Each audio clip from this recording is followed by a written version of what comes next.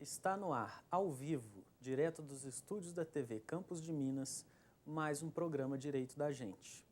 Hoje vamos tratar de um tema muito interessante. Vamos falar de execução penal. Para tanto, eu recebo aqui no estúdio o Dr. Lincoln Barros Júnior, que é advogado na comarca de São João del Rei. Boa noite, Dr. Lincoln. Boa noite, Rafael. Boa noite a todos os telespectadores. É um prazer receber o senhor aqui mais uma vez. E hoje para falar desse tema que acredito que, embora pareça distante, falando assim, execução penal, nós vamos ver que não é tão distante da nossa realidade. Exatamente. Não é verdade? Claro, sem dúvida. Verdade, é um tema bem importante, bem interessante, né?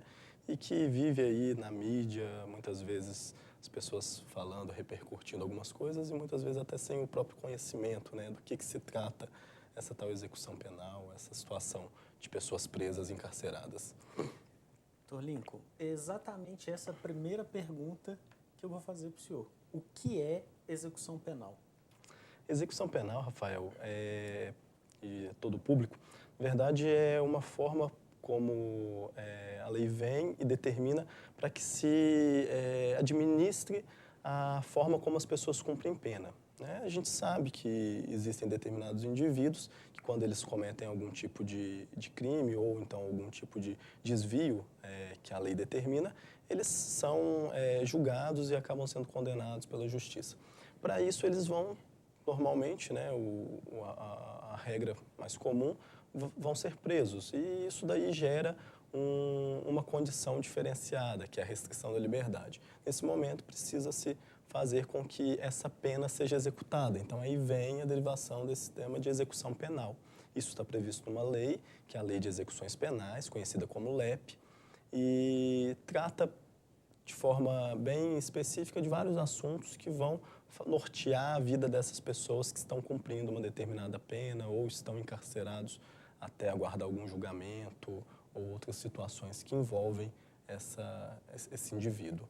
Seria basicamente isso. Ou seja, como o senhor bem colocou aqui agora, primeiro é como se fossem fases, né? Como se estivesse num joguinho, num videogame, tivesse as fases. Só que não é um videogame tão alegre assim, mas enfim. Não. Primeiro há a condenação, em que vai ser apurado, né, se realmente aquela pessoa a qual se imputa determinada conduta criminosa, de fato cometeu aquele crime ou não. Se ficar caracterizado isso, que é a condenação, aí a gente precisa, como o nome diz, né, executar, dar efetividade à pena que foi imposta, e aí que entra a execução penal, não é isso? Isso, exatamente. É uma forma administrativa de se fazer cumprir essa pena, né, de fazer com que esses trâmites eles aconteçam. E para isso tudo existe uma burocracia, existem regras pré-estabelecidas para que isso aconteça. Basicamente assim. Muito bem.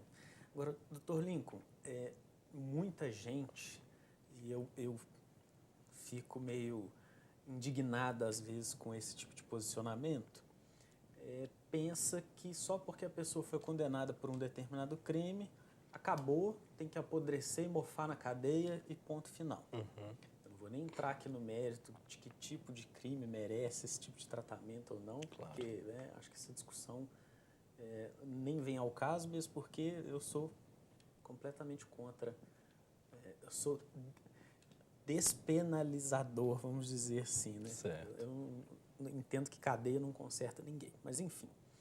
A pessoa que é condenada e é submetida à execução penal, ela fica desassistida ou ela tem algum tipo de assistência? Que tipo de assistência é essa? Certo. Bem, inicialmente, né, pegando também esse gancho, antes de responder diretamente a sua pergunta, exatamente essa situação. Muitas vezes existe uma crítica muito grande com relação à execução penal, a forma como a lei trata a pessoa que está presa, a pessoa que está cumprindo uma pena. De início, a gente já tem que entender e pensar que, na verdade, não se encontra dentro dos estabelecimentos penais, dentro dos presídios, dentro das casas onde as pessoas cumprem pena, não estão somente pessoas culpadas e condenadas. Existem pessoas que não sequer sabem se elas são inocentes ou são culpadas, que são os presos provisórios, são aqueles presos que ainda não tiveram seu processo todo encaminhado e, por consequência, uma condenação. E acontece, sim, muitas vezes, desses indivíduos serem absolvidos dessas acusações. Passa-se ali 2, 3 anos presos e depois simplesmente há uma sentença de absolvição. O Estado identifica que aquela pessoa não cometeu aquele crime. E esse tempo todo aí existiu essa prisão inútil. Então a gente tem que sempre partir pela ideia, não de que todo mundo que está lá não presta, não que todo mundo que está lá sejam pessoas ruins, mas existem sim todas as pessoas, independente de ter cometido ou não algum delito, são seres humanos e essas pessoas elas precisam do respeito à sua dignidade, à sua integridade. Existe sim assistência a esses indivíduos, respondendo diretamente à sua pergunta, e essa assistência ela tem que ser com base no que a lei determina. Todos os indivíduos, qualquer indivíduo que seja na nossa sociedade, no nosso Estado brasileiro, eles têm direitos e garantias. Isso está previsto na Constituição Federal de 1988. Então, sempre que eu vou falar de preso com alguém, sempre que eu vou falar a respeito da execução penal, eu sempre tento trazer a ideia de que a gente não pode diferenciar demais esse indivíduo.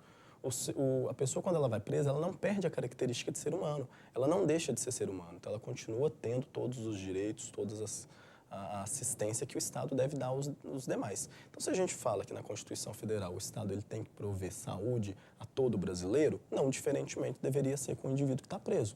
Quando ele fala que tem que ter assistência material aos indivíduos, a gente vai ir para uma assistência social, né, a gente vai ir para programas que tentam trazer uma igualdade social, financeira para os indivíduos todos no Estado brasileiro, a gente eleva isso daí também para dentro do sistema prisional. Então, tem sim essas assistências. Seria material, seria uma assistência jurídica, é necessário e muito religiosa, importante. Né? Assistência religiosa também, assistência de saúde. Então, não foge muito a essa regra do indivíduo comum, não. A única diferença que tem é que esse indivíduo que está preso, ele não tem direito de liberdade. Somente essa, exatamente, direito de ir e vir. Isso. É interessante porque quando a gente fala de um indivíduo que está custodiado, custódia significa exatamente na sua origem, né, estar sob a guarda de alguém. E no caso dos presidiários, eles estão sob a guarda do Estado. Então o Estado, como soberano, tem que prover essa assistência mínima que é destinada aos cidadãos que encontram-se nessa situação, né? Agora, uma questão interessante, doutor Lincoln, é saber. Nós estamos falando aqui, como o senhor colocou, essas assistências são dadas à pessoa que está no cárcere, enquanto ela está no cárcere. Mas existe algum tipo de assistência que se estende para além do cárcere? Ou seja, quando a pessoa sai, estou livre, cumpri minha pena, voltei para a sociedade. Existe alguma previsão de assistência nesse sentido? Acredito que a gente vai tratar de alguns assuntos no decorrer da nossa conversa aqui. Mas já de início, eu posso dizer o seguinte. O encarceramento no Brasil, a gente sabe que no Brasil não se tem a pena de morte, a gente sabe que no Brasil não se existe pena de prisão perpétua.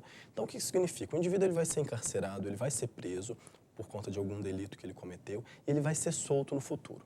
Então, o que a gente já consegue entender isso, e acredito que a gente possa conseguir discutir isso um pouquinho, né, no decorrer dessa nossa conversa, é que a lei no Brasil ela entende que a pessoa vai presa, mas que esse processo durante a prisão tem que ter algum objetivo, tem que ter alguma função. Então, de início, já dá para a gente falar que esse processo todo durante a prisão, ele tem sim uma função de punir o indivíduo, mas tem uma função tão grande quanto que é de ressocializar, ou seja, de reintegrar ele na sociedade.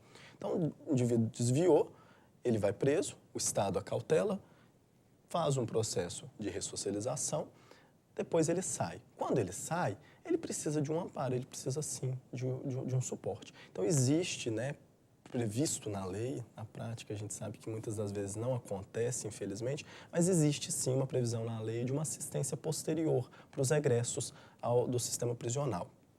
Essa assistência seria orientação, até mesmo auxílio, se for preciso, de uma moradia provisória por um período de 1 ou 2 meses, se for o caso de uma assistência. Existe o pecúlio, né, que é o que a pessoa presa, quando ela trabalha, ela constitui um valor ali e quando sai pode resgatar esse valor de pecúlio, justamente para que tenha pelo menos condições de iniciar a vida depois do cárcere. E hoje existem alguns programas, né? No estado de Minas Gerais, pelo menos, a gente conhece alguns, até mesmo vinculados ao Tribunal de Justiça de Minas Gerais, que é para trabalhar o egresso do sistema prisional. Muitas das vezes com incentivo para empresas contratarem esses egressos, para que eles voltem ao trabalho. Então, acaba que isso tudo aí gira em torno de uma certa assistência, um certo amparo ao indivíduo, mesmo pós-cárcere.